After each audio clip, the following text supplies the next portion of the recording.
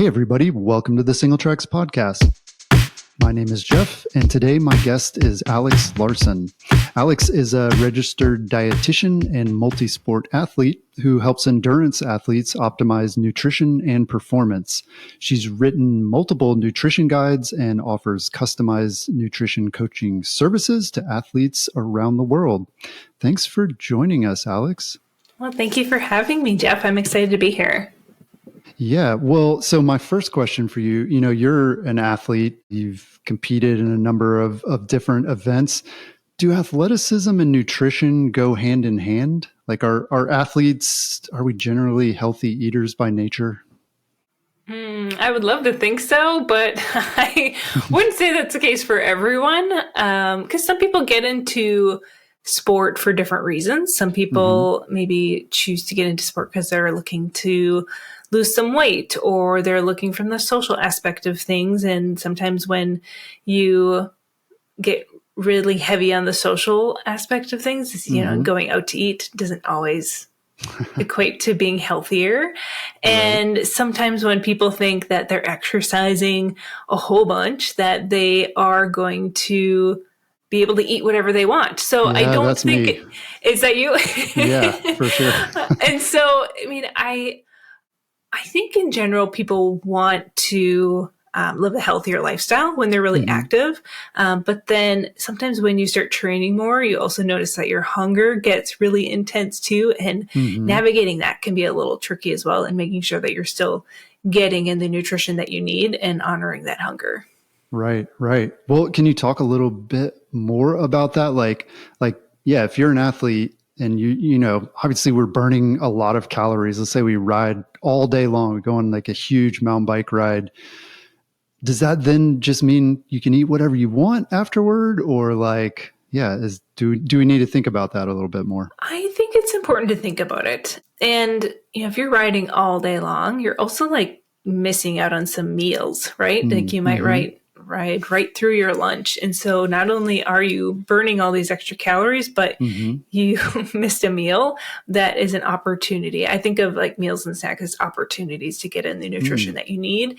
And so you need to make up for that. But that doesn't mean that you just get to go hog wild with whatever sounds good. I think it's really good to be strategic. And you rode all day. Now we need to focus on recovery. That's something that not enough athletes prioritize, is fueling themselves with the appropriate nutrition so that they can recover really efficiently. We can help prevent some muscle soreness. And if they're going to ride again the next day, maybe it's a beautiful weekend and they want to ride long both Saturday and Sunday, we need to get you to recover really quickly after Saturday's ride so you're ready to go for Sunday and feeling really great. So that's where sometimes being strategic in choosing foods that you want to eat, but then also balancing it with the things that you really need so that you recover well. So for example, you're riding all day, you're going to be burning through a lot of that muscle glycogen. Glycogen is our body's stored form of carbohydrates right in our muscle. It uses it as energy during exercise. And so when you're depleting those glycogen stores, we need to reload them the rest of the day afterwards. So again, you're getting yourself back to where you need to be so you have that energy for the next workout. And protein, really important for muscle recovery. Those muscles got tore up. They're needing a fresh source of amino acids. So supplying some really good quality protein can be very helpful to, like I said, preventing that muscle soreness, getting them that fatigue out of them so that you're not riding the struggle bus the whole rest of your next workout. Right. I like that too. I mean, I'm certainly guilty of, thinking of meals as rewards, after a big effort. But yeah, I like how you phrase it as meals are opportunities, an opportunity to refuel or to make healthy decisions and everything like that. That's super helpful to me. Yeah. And the other thing too, sometimes people think of I had a long, hard day. All I want is a tall, cold beer. And I'm like, okay, that's great, but we really need to rehydrate you. And you're going to notice that you might not sleep as well. You're going to be more dehydrated overnight if you're just going to try and reload with your fluids as beer. So like thinking through those decisions first, when I have athletes like, is it okay if I have a beer after my race? I'm like, absolutely. But I want you to have plenty of electrolyte rich fluids throughout the day before you go to dinner and have a beer. And then afterwards, after that beer, I want you to continue drinking instant fluids so that we can get you feeling good and recovered a lot faster. So one of the things that you seem to write about a lot and talk about is this idea of a flexible eating style. So what exactly do you mean by that? What does it mean to be flexible in how we eat? Yeah, well, I definitely don't like the term diet and dieting. It sometimes just has this very restrictive, negative connotation to it. Right. And so, in my like writing for my blog or like talking about eating, I was like, I need something other than the term diet. Like I just need something that's a lot more positive. And so I came up with this term flexible eating style. And it's really more of an eating pattern than a diet for people. It's a way of eating that is easy for you to stick to long term. Because if you think of someone like, oh, I'm eating really good right now, it's like, well, that sounds very like start and finish. And I want something that, it sounds very temporary. I want something that is enjoyable for people. Like they enjoy what they're eating. I want it to meet their needs nutritionally, but also socially and culturally, and allows you to go on vacation and not feel like guilt or shame for your food choices. So that's where, it's not a diet. It's more of like an essence, a style of eating for people where it's something that's doable. It's realistic. It works with their unique schedule. As a mom of 3 kids and trying to fit in some exercise and working full time, like it's not easy to follow a restrictive diet. It's impossible. So if we can find something that meets your needs and is something that fits in with your, like I said, your unique life, that's a winner in my book.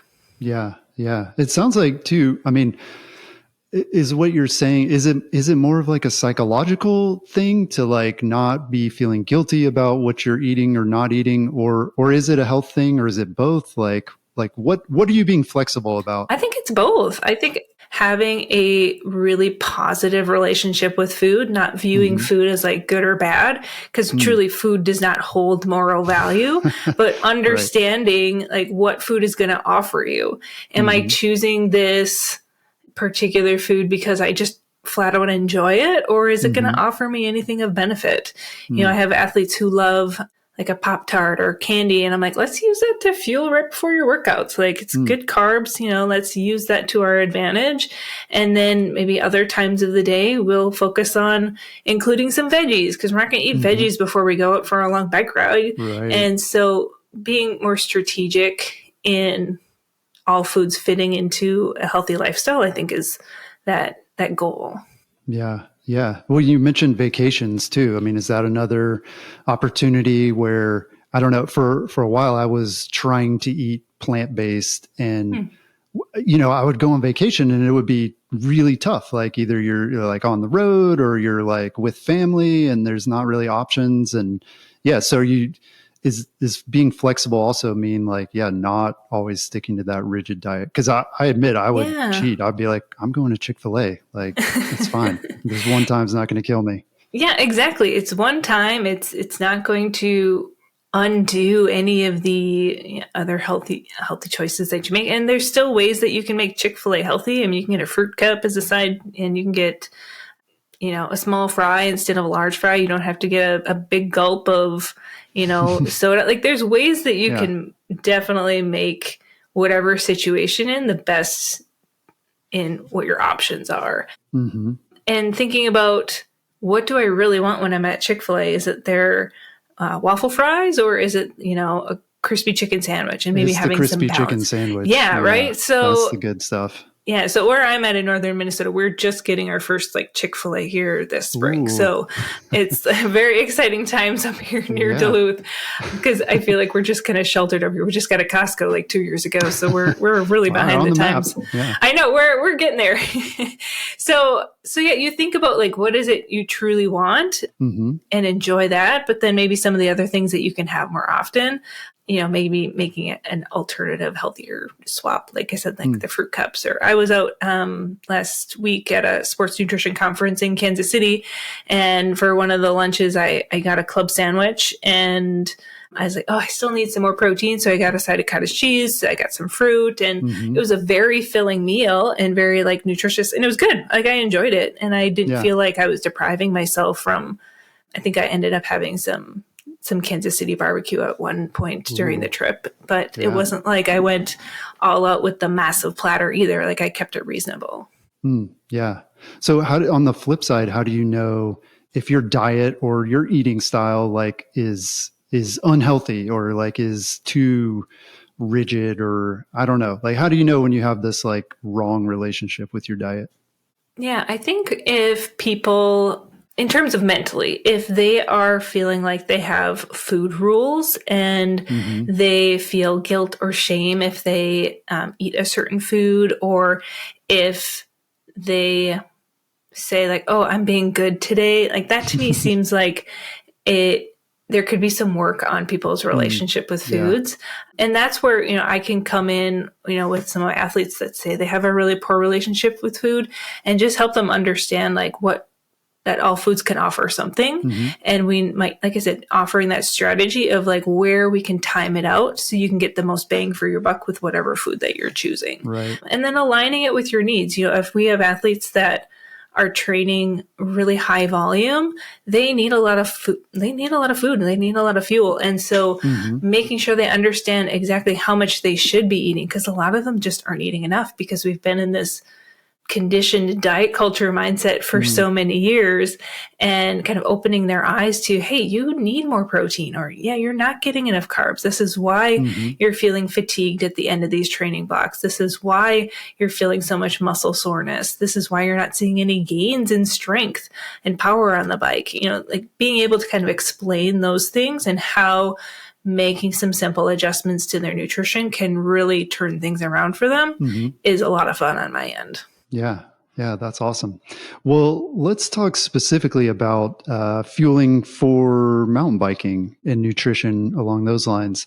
How does pre-race fueling work? I know for a lot of people, we'll joke about like, oh, I'm carbo loading, but like that's a real thing, right? It is. It is a very real thing. And I will say it's not as fun as people think it is, because when you do a proper carb load, it is a lot of food.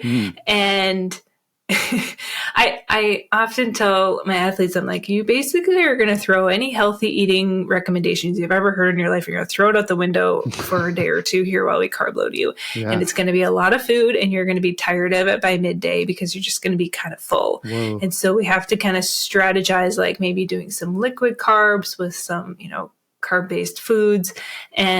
But basically the object of carb loading is to super load your muscles with that glycogen that I mentioned, so that carb loading doesn't make you faster on the bike. What it will do is it will help delay fatigue. It'll help you maintain your pace for longer without fatiguing. So I always tell like our marathoners, I'm like, so that final 10K, when most people see the wheels fall off and you start to bonk, like you won't notice that as much, if at all, if we're properly carb loading. Same thing with like distance bike racing. You're going to have stronger power in your legs later on in the ride because your glycogen is not going to be as depleted as much. Yeah. And then I noticed that people recover a lot faster too. Like they bounce back from those big, hard training rides or their races a lot faster too. Interesting. Yeah. I didn't realize that it was like a serious thing, right? For most people, probably for me too, it's like, eat some spaghetti the night before or something. But this sounds like it's much more like strategic than that.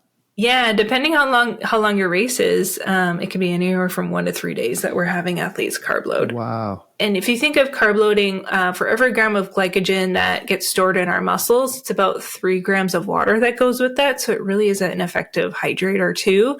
So for the love of God, do not weigh yourself when you're carb loading, because you will notice the scale will jump up like 4, 5, 6 pounds. Wow. It's pretty common. It's just because it's water weight.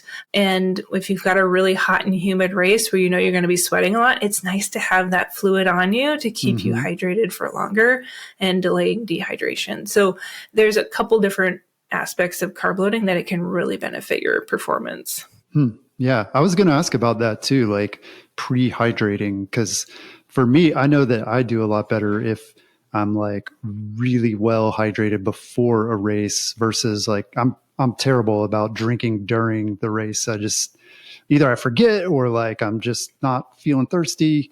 Can you like pre-hydrate to some degree, or is it tied to the carb loading? You can. I mean, if for a lot of our really, really salty sweaters, I will have them do a preload of sodium with fluids, like the night before the race and then the morning of the race. Usually saying like drinking like 16 ounces or like half a liter, at least an hour before a race start, just so you can give yourself some time to empty your bladder too. Mm-hmm. But preloading with a little bit higher dose of sodium can be helpful if you're a salty sweater, just giving it kind of a little head start. How do you know if you're a salty sweater? There are some testing. There's some testing that you can do. Okay. But a lot of like the indicators would be like if you have chronic cramping issues, especially like later on in like an endurance race. Mm-hmm. If you are a really just heavy sweater and then you notice that when your sweat dries, there's like salt caked on it. Mm-hmm. That being said, I actually just had my sweat tested last week when I was at that conference. And the guy was like, what do you think you're at? And I was like, I bet I'm probably like below average. And he goes, you're actually way above average. And I was shocked. It was like 1,700 milligrams of sodium per liter of sweat. I was blown away. I'm still like processing it in my mind. And now I'm looking back at all of the racing and the heat I've ever done. And I'm just kicking myself because I definitely did not get enough electrolytes in. So yeah, it's like these little things that we can pull from people in terms of information about how their body responds to exercise and heat and humidity can really set them up for success. So the fact that you told me that you don't drink enough on the bike, you forget, that would be probably one of the first things that I would look at for you is practicing that throughout training so that when you do get to race day, it's like second nature for you to take in that fluids and stay hydrated. Because once you get like over 2% loss of body weight from fluids, you really start to see your performance decline. Your heart is having to work a lot harder to pump blood because there's not enough like plasma volume in your blood. So like those types of things really can make a difference in performance. Interesting. Yeah. I also need to get my sweat tested too, it sounds like. Yes. There's different routes out there. They're starting to make some products that are like wearable devices. Precision Hydration, that sports fuel company, they have a test that it's basically like a little electrode that like pulses into a little spot on your skin that triggers that section to sweat as if you're in a really hard effort. And then it collects the sweat and then they'll analyze the sodium in there. Levelin is another like patch one that you can put on your skin and then you send it in and they'll tell you your sweat rate. And then there's a couple, like they said, there's some wearables. There's like H-Drop or Nix is one. I think the one that's a little more expensive has a little bit better reviews on it. So yeah, there's definitely some different options for people to learn a little bit more about their sweat rate, or you can just do a simple like in-home sweat test too that just at least tells you the volume that you're sweating, like how much, how many liters an hour or how many ounces an hour that you're losing so that you can at least get a ballpark range of what you need to be taking in for fluids. Interesting. Well, part of what we're talking about here with pre-race fueling, I'm wondering, does it apply to training? Like, is there a difference in your mind between training versus racing in terms of like what you're taking in before, during, and after? Does it matter if it's a training ride or a race?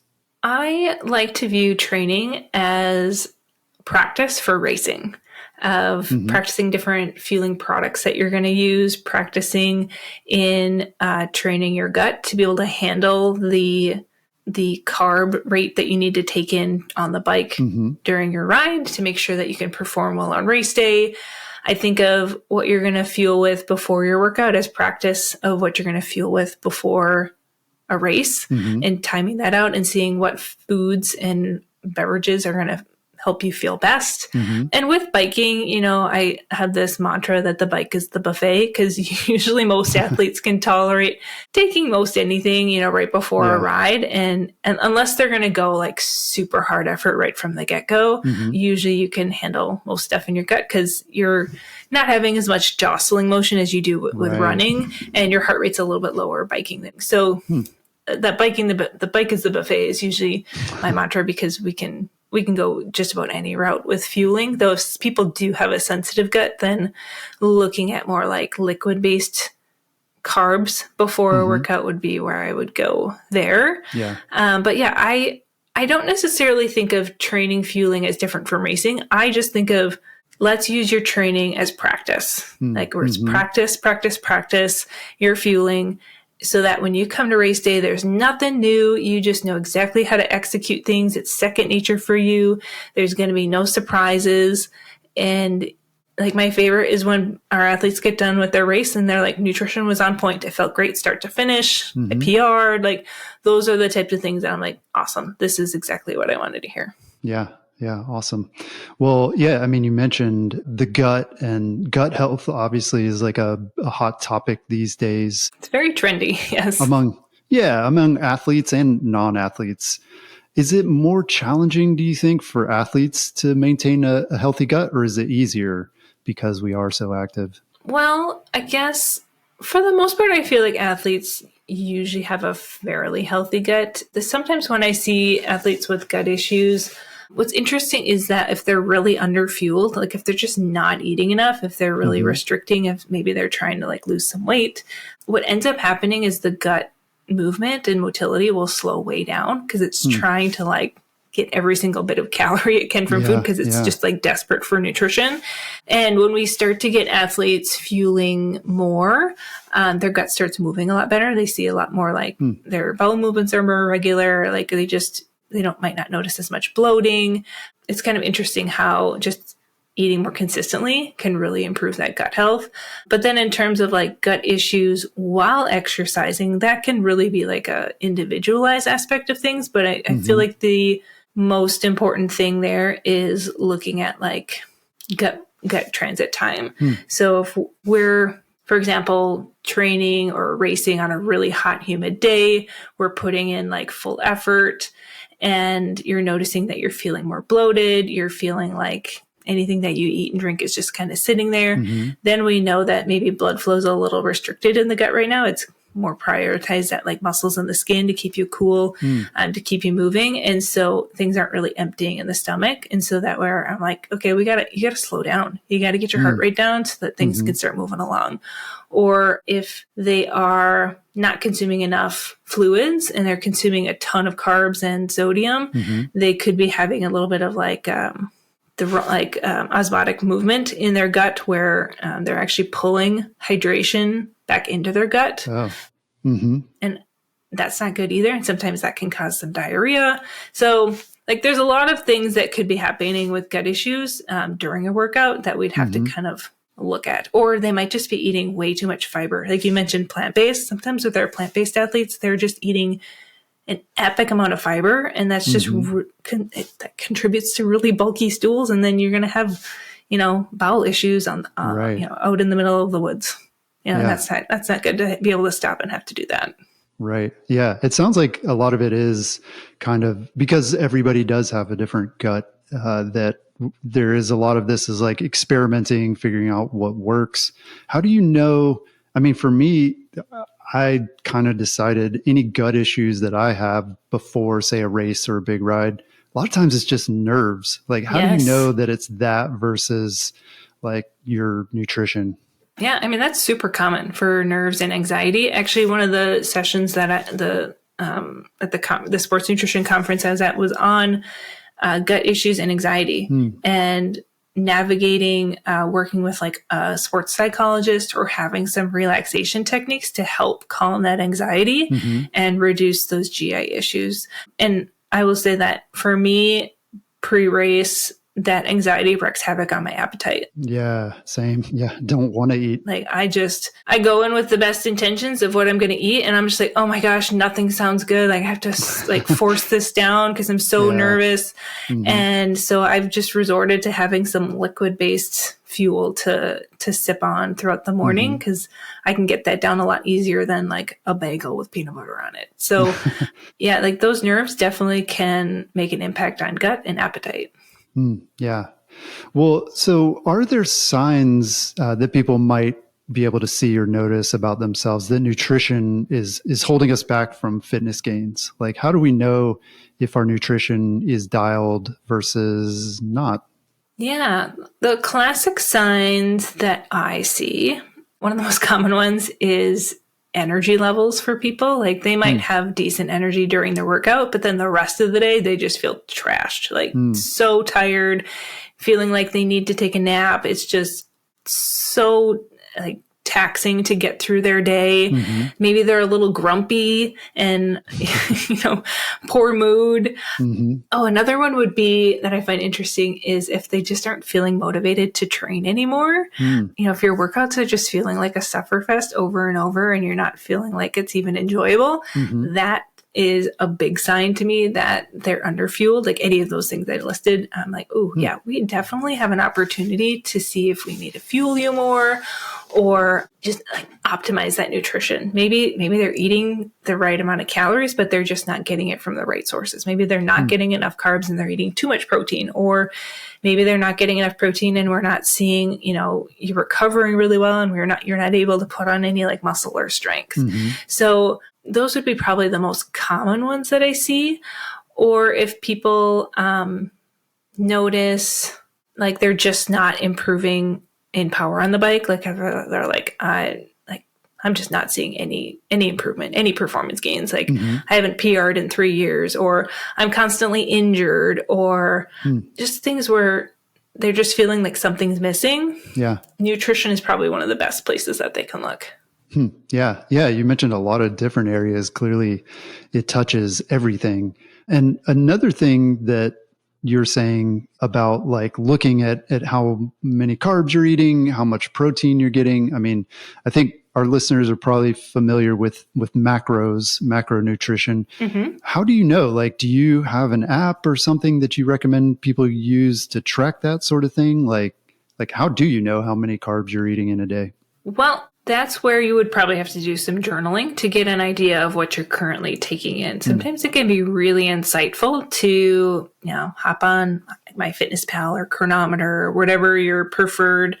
There's lots of different tracking apps out there that can give you an idea of what you're taking in for nutrition. And I would take a journal for at least like a week or so, because then you might be able to also see some variations too, because you might just be super inconsistent. Like some days you're taking in 2,800 calories and other days you're only taking in 1,900 calories. There might be some really drastic fluctuations where you can say, okay, maybe I do need to work on being a little bit more consistent in what I'm taking in. And that can sometimes happen with people who have that restrictive mindset where they're like, oh, I'm going to eat well and really healthy these next few days. And then they get so overly hungry because they've been basically dieting.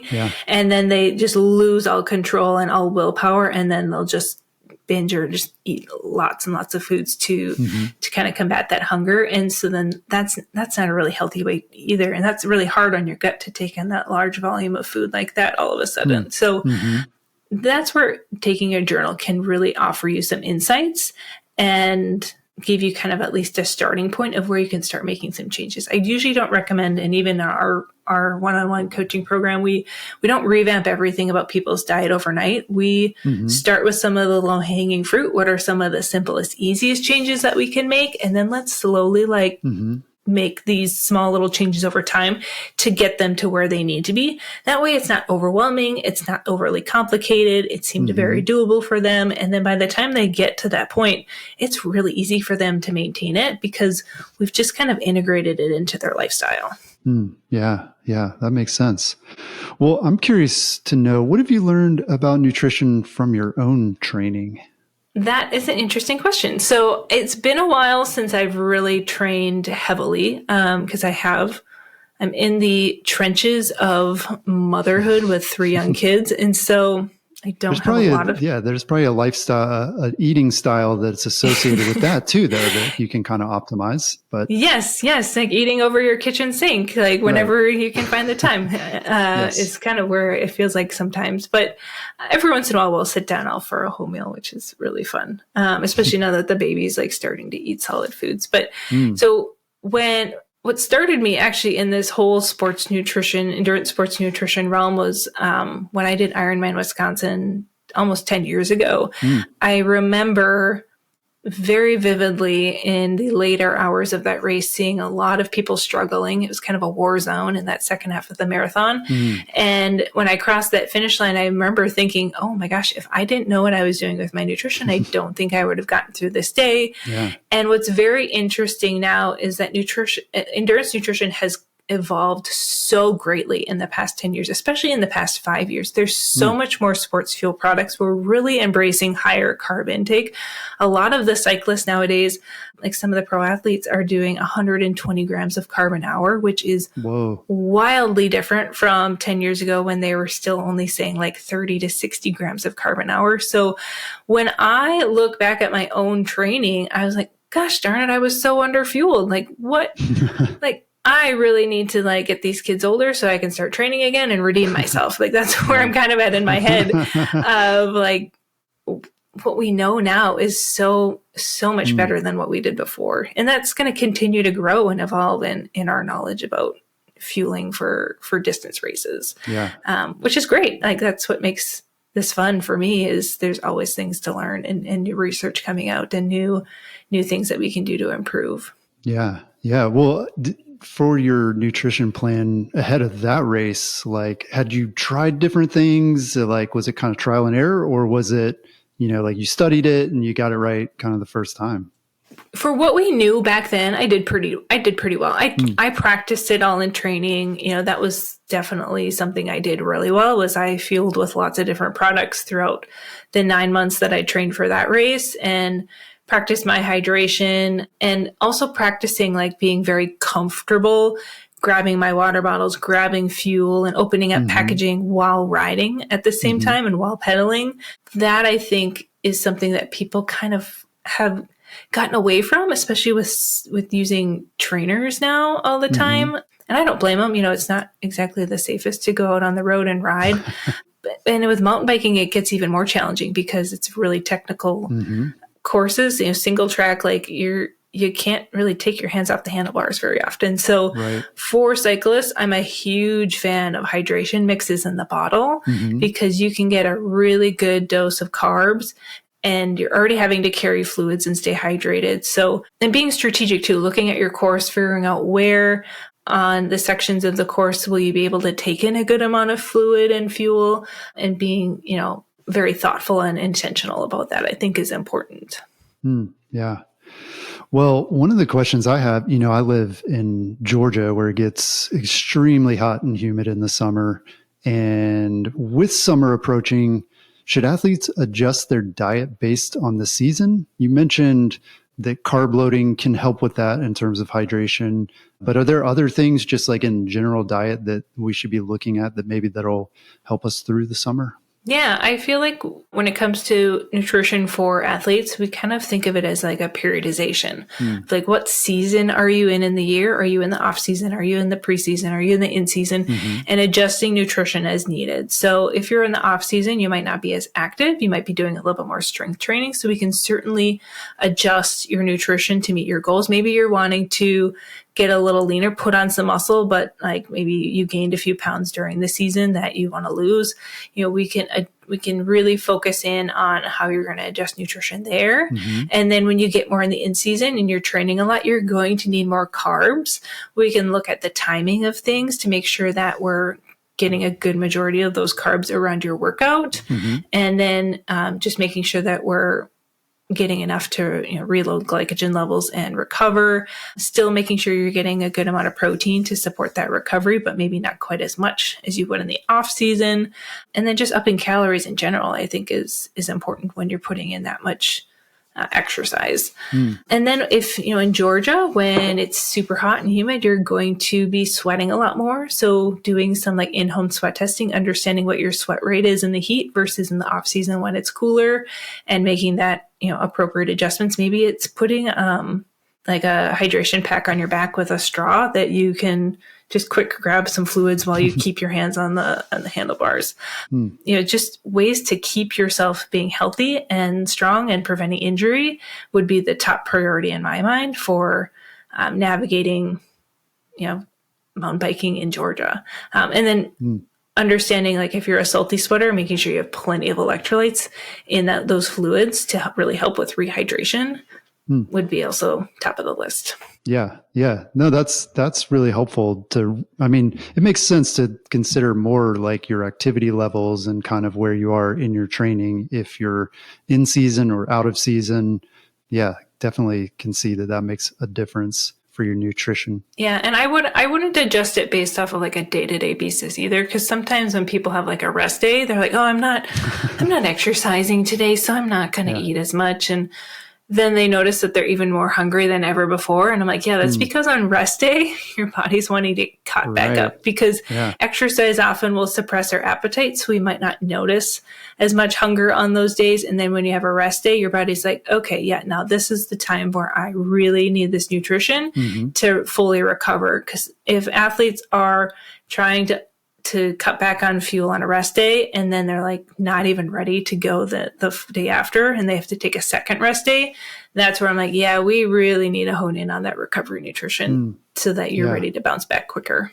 Yeah, I've definitely noticed that for myself, where like immediately after a workout, even like that afternoon or that night, I'm not super hungry, but then it's the next day that I really am hungry. So I'm curious, we talked in the beginning about this idea of a flexible eating style, but then also things like, your post-race recovery meal is important. So like, are some meals more important to get right than others in terms of like the timing, or is it okay to be flexible whenever, like just as long as you don't do it a lot? Yeah. So when I think of flexibility, I think of not necessarily putting different levels of importance on meals. I would think of it more of like, so right after a workout, within like that hour and a half afterwards, our body is like very primed and ready to like take in carbs at a very quick rate and reload glycogen levels. It's really willing to take in some protein and start that recovery process. It's not to say that it won't use that nutrition later on in the day. It's just primed really well right afterwards to take it in very efficiently. I see. And so that meal or snack afterwards is pretty important. And you might not notice that you're very hungry afterwards, because again, exercise suppresses appetite. And this is where you might have heard of the term intuitive eating, where people are like listening to their body, and if their body's telling them they're hungry, they should eat something, and if not, don't eat. If it's telling me I want a Mountain Dew, I usually drink one. Yeah, this is where you have to balance that intentional eating with intuitive eating, where you're going, okay, I'm not super hungry right now. And this has happened to me too, where I will get done with like a long run on a Saturday, and I'll come home and I'm like, okay, I got to eat something. And then I just get distracted with my kids, as little stinkers, and 2 hours go by, and then all of a sudden it hits me and I feel awful. I feel so tired. I feel a little sick to my stomach. I can like almost feel like my blood sugar tanking. And I'm like, oh no. I'm like, what did I do? I totally forgot to fuel, and I do this for a living. And I'm like, what? I just like kicking myself. And so then I want to just eat everything in my kitchen at this point, because I'm so hungry.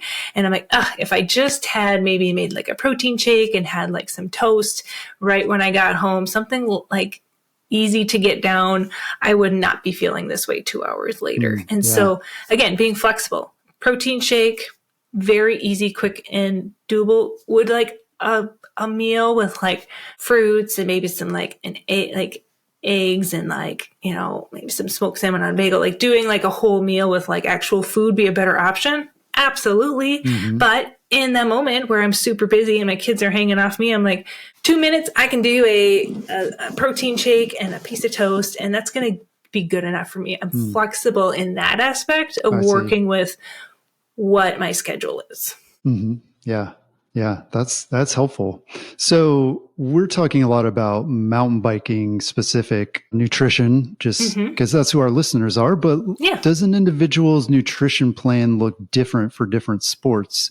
And in particular, I'm thinking endurance sports. Like obviously, if you're like a weightlifter, I would think that's like kind of a different thing than if you're a runner. But let's say mountain biking versus running, like are they pretty similar in terms of the nutritional plans? Generally, our nutrition advice is pretty similar. I think the main difference is the logistics of, okay, you're on a mountain bike, you're carrying all of your fuel and your fluids with you, unless there's like, aid stations and that type of thing that are so far apart, in a race, or if you have like a loop that you're doing, in training and you can stop back at your car to grab what you need versus marathon running, you've got a little bit more issues usually with GI, just because that jostling motion, the heart rate's a little bit higher. But yeah, I mean, generally we look at like length of time. So if you're out mountain biking for 2 hours, you usually can tolerate a really,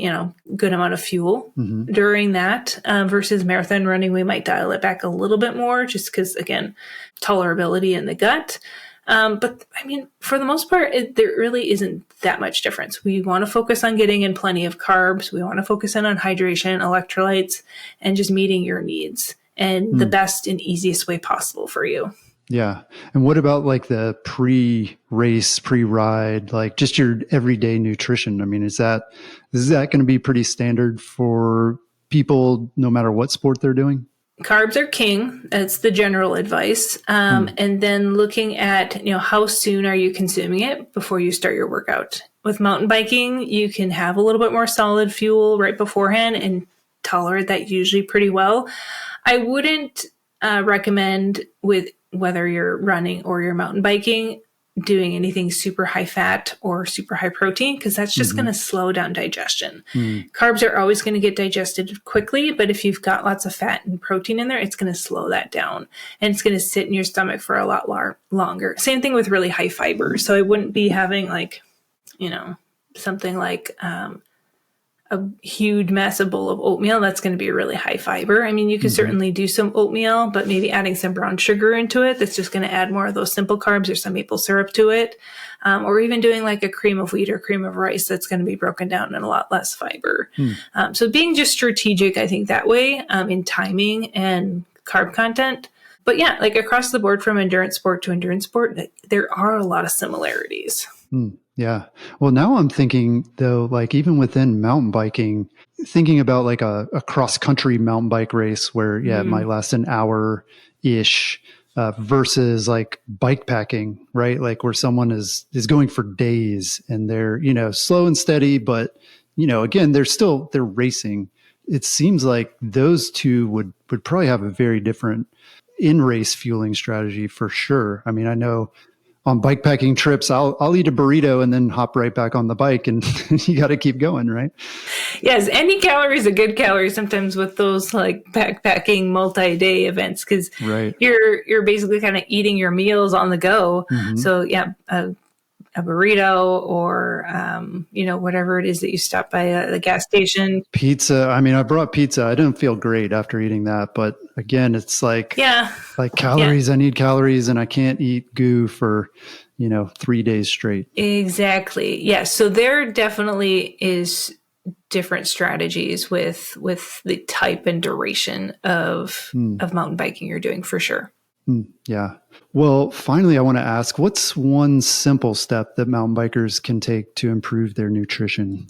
I would say, I honestly was what I said earlier about taking a food journal, even if it's just for a week or two, like putting in everything that you eat and drink for a week.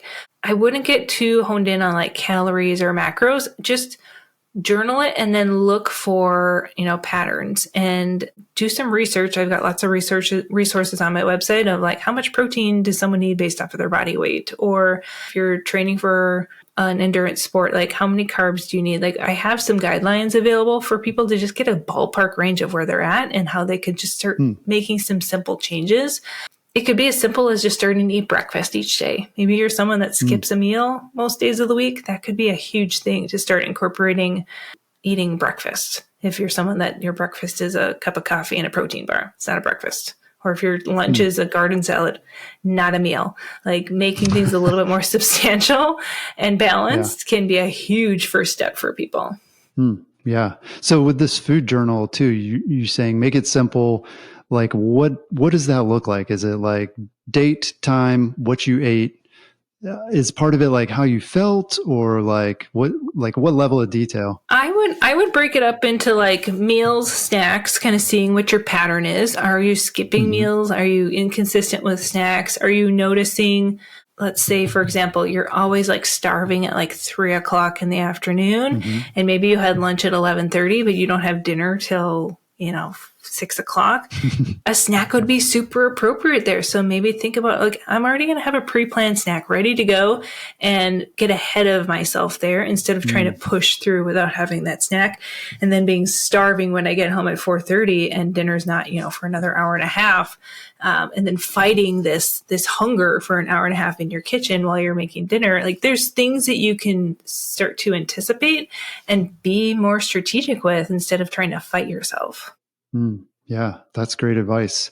Well, Alex, thank you so much for taking the time to chat with us. I've learned a ton, and I'm motivated to do a food journal now. So that's exciting. I love that. Well, thank you, Jeff, for having me. Well, you can find more information, connect with Alex, and check out her resources online at alexlarsonnutrition.com. And we'll have that link in the show notes. That's all we've got this week. We'll talk to you again next week.